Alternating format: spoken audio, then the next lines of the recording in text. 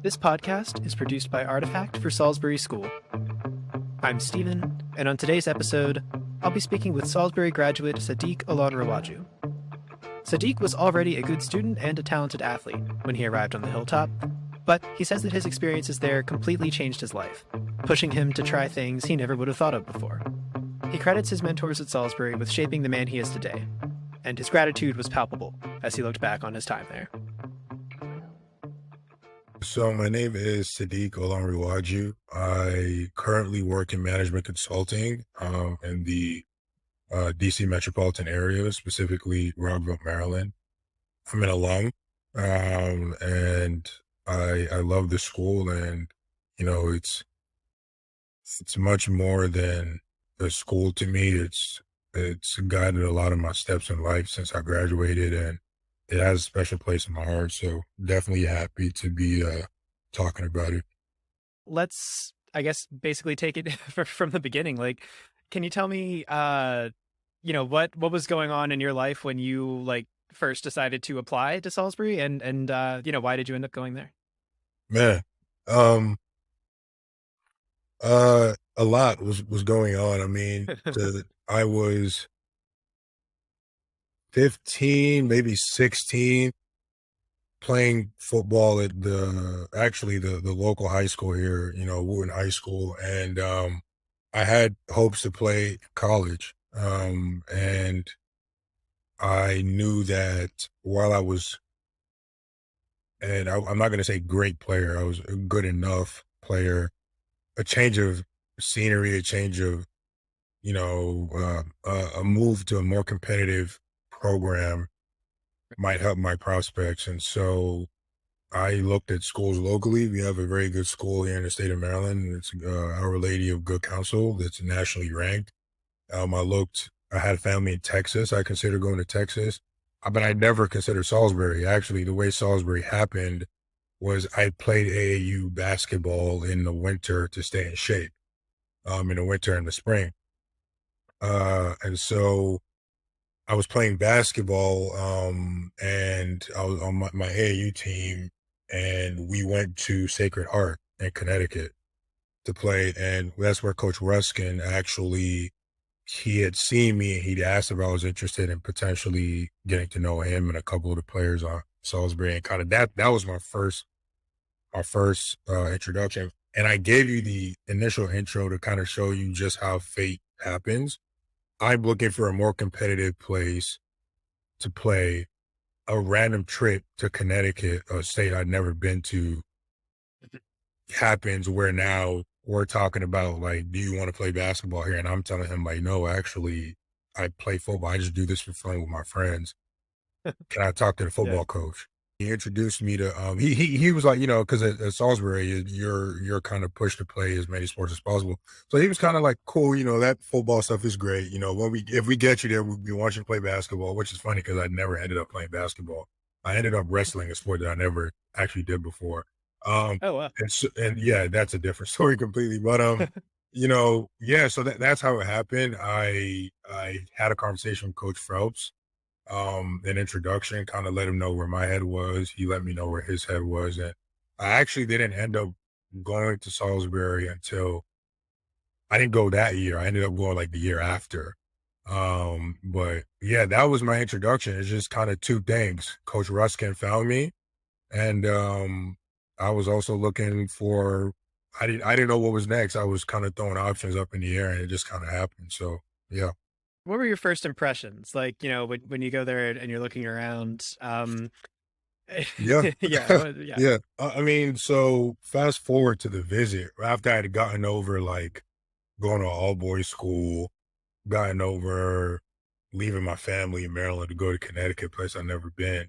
I got to the school, and it was kind of instant that I knew I was gonna go, because what I identified, I think, is that there's all the preconceived notions. If I go to any 15, 16-year-old boy and I say, I'm going to send you to a black boy, I'm going to send you to a all boys prep school in the mountains of Connecticut where there's 300 boys and maybe 8 black boys.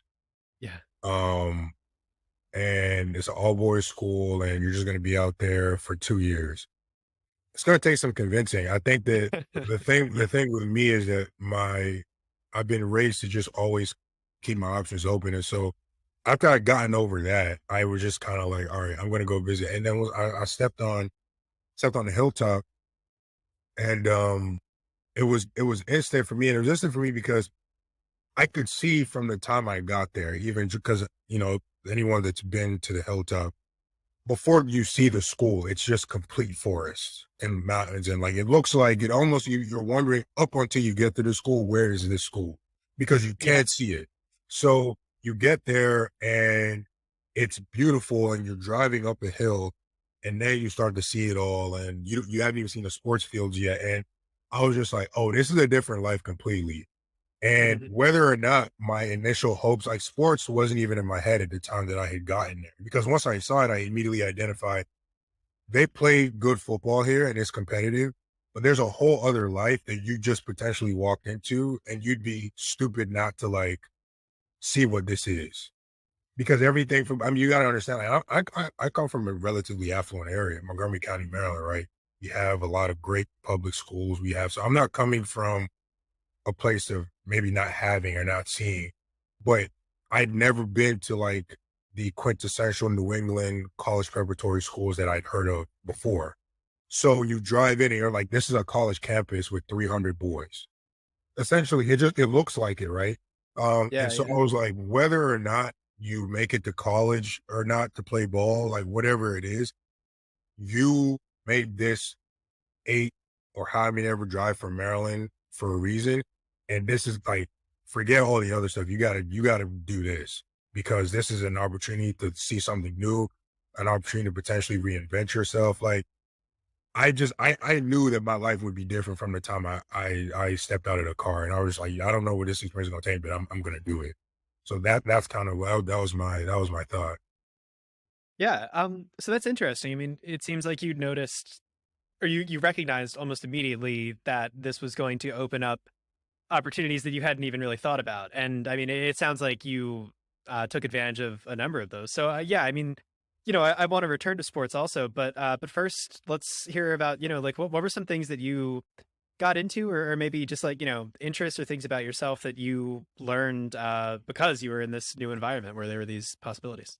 Right. So I think that one thing that folks that don't attend boarding schools, especially like even folks that don't attend like an all boys or all girls, is that introspection happens in that type of environment in a way that I don't think you really ever get again, because your upbringing, how you're raised at an all boys preparatory school, is very much directed at your maturation. And in order to mature, you need to ask yourself questions about life. And when you asked me what my involvements were, they were essentially the manifestations of me asking myself, like, who I wanted to be, what I wanted to do. And what I realized was that I had been, someone who, you know, cared about my academics, played sports, but it was the first time where I identified the need to make myself someone that was very much well-rounded. I mean, deeply understand myself and the things that interest me outside of what this football thing has kind of made me look like the football guy. And what does that Yeah. mean? So things like I love narratives. I love specifically narratives around like movie making and character development and things like that. And I joined the drama club. I acted in a couple of plays, and it's funny seeing this 6'5" guy in tights playing Tibble, Yeah. right? But Yeah. um for me it was more like I have a genuine interest in understanding how characters are developed, and not just in a movie, but how we go from A to B in life and the things that happen that make a Tibble get to where he is, right? For folks, and probably everyone knows how, Romeo and Juliet goes, but like takes you to that place. And it was always an interest to me because I always liked the movies that were like, would make you think and would make you like, but why does it end this way? But why does that character? And that was something I was just like, here's a place where I can do it in abundance and I don't really have to care if I look foolish. I don't really have to care if it's weird that a 6'5" guy is wearing tights and like, you know what I'm saying? Because it's just kind of like Yeah. I'm free to just be me. Another thing that I did was I'm an devout Christian, but also I grew up in a two religion household. My dad, someone that is devout in the religion of Islam, and my mother a Christian. And my dad, in his early days, studied a lot of like theology. And one thing that was really interesting to me was just to understand the link between human beings and whatever your God is or whatever the higher being is. And so, shout out to Mr. Curtis. I was like very interested in like philosophy and religion. That was where I got my distinction when I graduated from Salisbury, just understanding things like that. That maybe while I played football at a public school in Rockville, Maryland, I just was never really pushed to think about things like that, right? There's something about going to a prep school Yeah. that's in the mountains. Nobody is there. Your phone never works.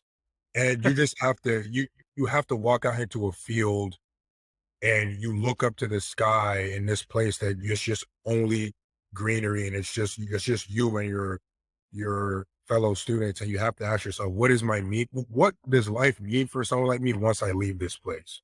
And things like getting into acting, getting into philosophy and religion, but also who do I want to be as a leader? So I was a captain of the football team my last year. I was a vice president at a school, and these were all. It was a lot of it was me and what I wanted to be, but it was also a culture of classmates, teachers, coaches pushing you out of your comfort zone to go look at that new opportunity. So those are a lot of the things that I got into. I mean, I boiled them down to just like, theater,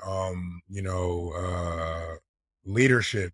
Even I really enjoyed my environmental science class where we got to go to I believe it was Cape Cod, and just understand, like just go out there and just study rocks, just stuff that like once you become a man and you leave that place, you're like, I am well rounded because I've gone and exposed myself to all these things that maybe in a public school wouldn't have been cool. It might have just been cool to be like homecoming king or something like that, right? Um, Yeah. I'm curious, who are a few of the main characters who stick out to you when you look back? Like, who are some of the people who really influenced your path while you were at Salisbury? so the folks that influenced my path would have to be, and it's so clear to me because each of them played a very integral part in very specific, very extremely specific portions of my time on the Hilltop, right?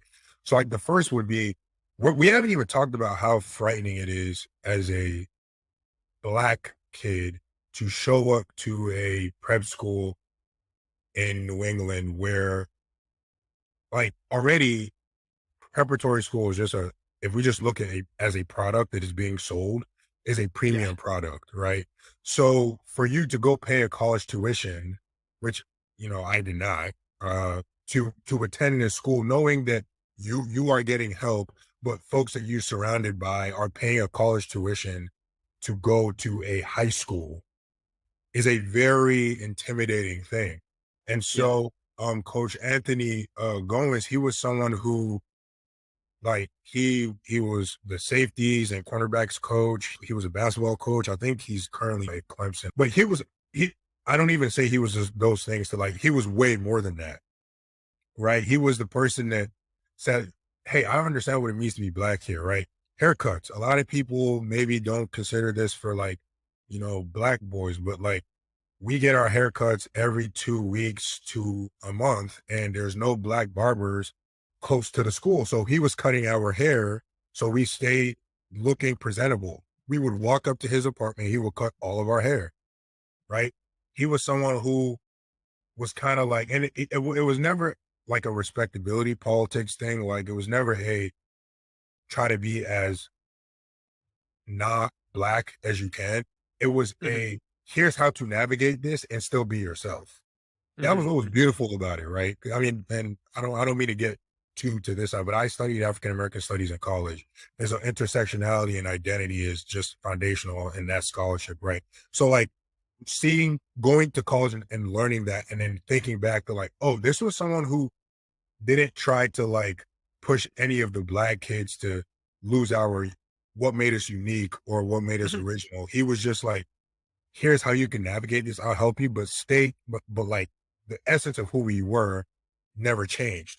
And he was also just an impeccable dresser. I think that my love of like sartorialism definitely started with him. He was always in the most impeccable suits. Like he's a stylish dude. Like, and he's a beautiful man inside and out. He's married now to I believe it was his girlfriend or fiance at the time that they used to visit. And he has a beautiful kid. So just a stand-up person. And I wouldn't be who I am today if it wasn't for him. So got to give him that shout out. The next is Coach Phelps, and Coach Phelps was just like, he was the head football coach, and he was, a college advisor to me, which was kind of an interesting relationship we had. Coach Phelps was like everything. And what I mean by that is he loved us and he showed us what accountability was.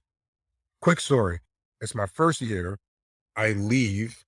We have a fall break, and I'm like, all right, it's been a while out here in Connecticut. I really want to go home. And I had a classmate that I was going home with who was also on the football team. And it just happened really quickly. He was leaving. He lived in Maryland. I was like, I'm just gonna go. And Coach Phelps was just kind of like, do you have a plan here? And I'm just like, oh, he's gonna bring me home. He told me he's gonna bring me home. And so Coach Trump's like, Right. all right, cool, no problem. So I leave with this teammate. The teammate, some way, somehow, isn't able to bring me back. I come back late, and Coach Phelps meets me when I return and has the most stern conversation with me. And I'm just like, but why are you mad at me? Because my teammate told me he was going to bring me back, and he didn't bring me back, and you shouldn't be mad at me. And he has no mercy on me. I actually started crying. Oh, wow. And it's funny because I'm this, like I said, 6'5", and Coach Phelps is like short, right? So so just picture him yelling up at me and me looking down at him crying, right? And Yeah. and when I look back on that, it was kind of like in the moment I was really mad, but when I look back is like, you are a man, you are responsible for your actions. And if your commitment is to be back here for your teammates by a certain time, you need to be back. And as a teenager, you don't understand it. But once you grow up and start having commitments like college classes, college football practices, I'm a married man, I have a wife, I have real life responsibilities. I can't look at my wife and say, that person is the reason why I didn't take care of the business you need me to take care of. You see where I'm coming Right. from? So Yeah, it's yeah. like he was in that story is just foundational because he never where I was correct, he gave me my props, and where I was wrong, he gave me, and it was very clear cut. There's right, and that's right, and wrong is wrong. And the center of it is accountability. And that was where I think that growth of like, okay, I can be accountable for myself and be accountable for as a leader for my team and for the school as a vice president, right? And then I think the third person is Coach Bunch, who he was my offensive line coach and my wrestling coach. And Coach Burns is a large man like myself, but he's just very gentle in his approach, and he's very wise. One thing that I'm actually missing here is that Coach Phelps and Coach Bunce, what they didn't tell me when I got to Salisbury, that I would be playing a new position. I was Oh, playing defensive end at Wooten High School, and when I transferred, I believed I was going to be a defensive end as well. mhm. Which was a defensive lineman. I had no intention on playing offensive line. And when I got there, the first practice was like, you're going to be playing both sides, offensive line and defensive line, which I was Mm. completely mad about. I And can because imagine, yeah. I always thought like offensive linemen are like these big fat dudes, they don't know what they're doing. I'm supposed to be like the speed rusher off the edge that gets 20 sacks a season and is like Yeah. the best thing ever. And Coach Not as Phelps, cool, just yeah. exactly. And Block. Coach Phelps and Coach Bruns pretty much looked at me and were like, you're an average defensive end at best at a college level, but you have the Yep. tools to be a very good offensive lineman. And if they didn't make that decision, I would never have gone on to UVA and have school paid for, like, because I got my scholarship to UVA as an offensive lineman, not a defensive end. Yeah. So, so the wherewithal to tell me like, look, this is who you are. That's not, we're not talking about who you think you are. This is who you are, and we're going to help you. And so one of those that translates in that Coach Bruns was my offensive line coach, taught me a completely new position. but also got me into wrestling. He was like, I really think you should wrestle. Wrestling can really help because I'm this lanky guy trying to play this new position. I'm just going out there and just banging all over the place and just hitting guys left and right. And I don't really know my weight and stuff like that. It's a new position. I'm used to just kind of Yeah. rushing a quarterback. So coach in my offseason, he goes, yo, listen, join the wrestling team. Oh my gosh, I was in the best shape of my life. It was such a fun experience. And he was just someone that was like, yo, trying something new is not scary. That was where that Yeah. started. So then that translates into running for vice president of the school. That translates into, being a captain. That translates into like that because that was the first. I'm going to throw a large change at you, Sadiq. I'm going to throw you a curveball because I fully All right. expected to play defensive end. And so he throws me that curveball, tells me it's possible, teaches me it's possible, helps me believe it's possible. Then I could go do everything at that point. So those were like the three important. I know that was very long winded, but I really wanted to break down why each of my experiences with them was so pivotal to like my time on the Hilltop. I want to give a really, really huge shout out to Meg Allen. That's someone who we have not talked about on the call. We work closely on a lot of diversity and inclusion initiatives for the young boys on the Hilltop, and that's someone who has made my post, Salisbury experience just like so important and just beautiful. So I want to make sure that like if I'm giving anyone a shout out, it's her. Like, Meg, I appreciate you. I love what you're doing. I love the work that we do together. Thank you for who you are and what you do for the community. How would you say that your life has changed? And I don't just mean the fact that you ended up getting recruited and getting a scholarship to college, which is fantastic. But I guess really like how would you say you have changed? Like what are some things about you that you think you can identify as like I am that way because I went to Salisbury. Oh, I mean, 100% just being a well-rounded man, right? And someone who can navigate every social space and like, um, and we hit on so much of the sports stuff, but I was a leader on the field. I was a leader off the field. Salisbury pushed the thought of like, we're going to push you hard in your sport. There's 3 sport requirement for a reason. And we want you to essentially take the competitive nature and the empathy and the compassion that you have into all facets of your life.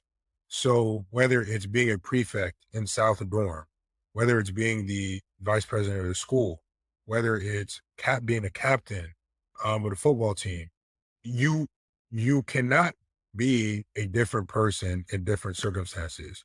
You need to be the same person in all circumstances, and you need to hold on to your ethics and your accountability in life. So fast forward to what I'm doing now. Number one, my network on the Hilltop is stronger than ever. Some of my, most influential mentors, Herb May, whose son Herbie I went to school with, John Coleman, Campbell Langdon. You see the same thread in all these men. These are men who are very focused in their career, but also help the school in a large capacity. And it's not, you can't, I have a word for this that's not it's colorful language, but essentially you can't half bleep it. You know what I mean?